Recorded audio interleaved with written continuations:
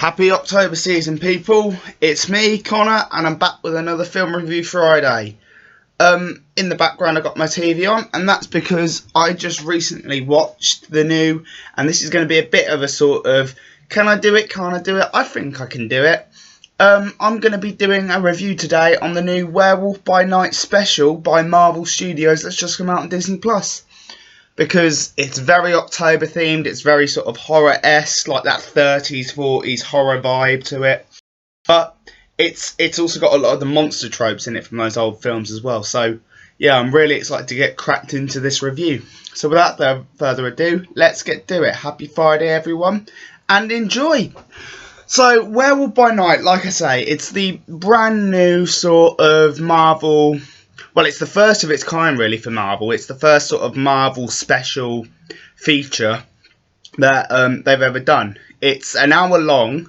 It's about 59:48, I think, on the runtime for it.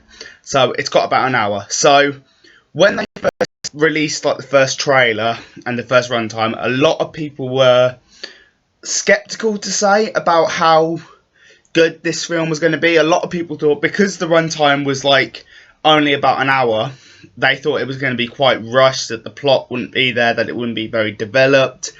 A lot of these sort of worries came with Werewolf by Night, and even me myself, I sort of went, they could really mess this up big style, but they just didn't. It's a fantastic addition to the Marvel roster, because it doesn't try to be anything it's not. It's not trying to sort of develop more of the MCU, or it doesn't butcher certain characters, like with Doctor Strange and the Multiverse of Madness, for example. I thought that really did Doctor Strange a bit dirty, in a sense.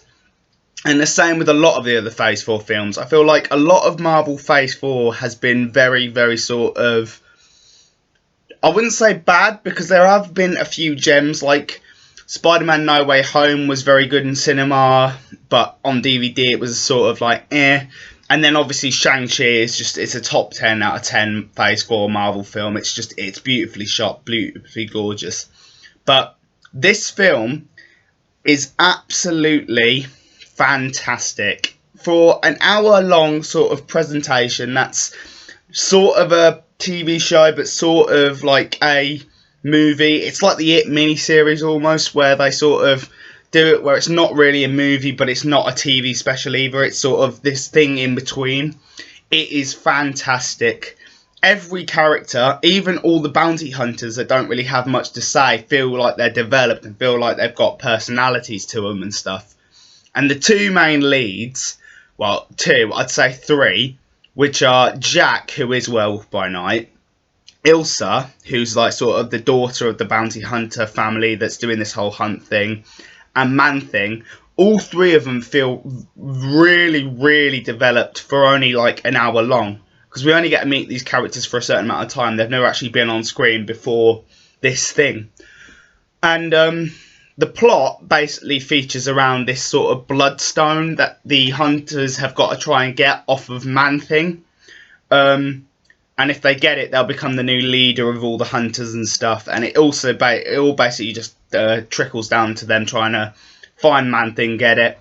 And eventually they do. They set Man-Thing free from this maze. And then when Jack tries to grab the Bloodstone, he gets teleported back, because the Bloodstone propels monsters away. And because he's a werewolf, it means that he also gets propelled away. And then the second act of it basically just proceeds to him basically just slaughtering everyone in this manner, bar Ilsa and this lovely little sort of waiter butler guy. And yeah, like I say, star of the show is hands down, I think, for me, Man-Thing. The way they did his design, the way they made him go from comic book to screen, his actions, his personality, he is so good. And the thing I think that makes him so good is the fact that he does all of this without saying a single word. It's all done through sounds and sort of vocalization and sort of personality. It is unbelievably good. He is so well designed, and I give props to all the people that have made this possible. It is a fantastic, fantastic piece of screen work. It's honestly, for a while, I thought that Phase 4 has been very, very sort of underwhelming, but this skyrockets it right back up. I feel like with just Shang-Chi and this, they've managed to like sort of, I wouldn't say save, but make sure Phase 4 isn't entirely without worth watching.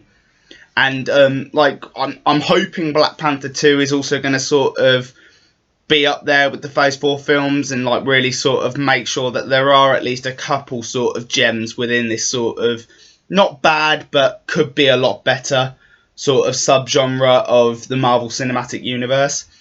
But yeah, because I feel like this film isn't really related to anything to do with the MCU, it's why it's so good.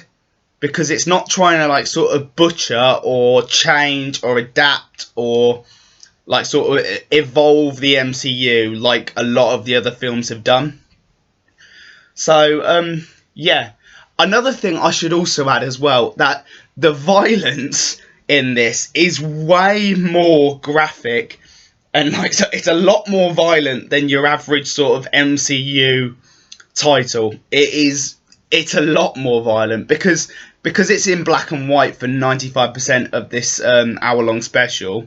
They can get away with a lot more blood and sort of violence and stuff because you're not actually spraying it against the screen. So for it to be on Disney Plus and for it to be in the Marvel universe, it is quite violent, and it's promising for titles like the new Deadpool film that's been announced and Blade and the Thunderbolts that are all coming out in the future, for them to have a lot more sort of graphic and violence, because from what I've seen from other people's reviews, they are all quite happy with how like sort of Marvel have sort of like not like gone lullaby like they usually do with a lot of the violence, and they've actually stepped it up a notch and made it a bit more sort of correct to the tone of what Werewolf by Night needs to be. It needs to be sort of gothic, it needs to be sort of horror vibe, it needs to be sort of violent, pretty much. So yeah, I can't really fault it in any way, shape or form. It's funny, it's horrific, it's gothic, it's darkly humorous in places. It's a 10 out of 10 film. The staging, the choreography, the music. Oh my god, the music. Some of the songs in here just fit in perfectly.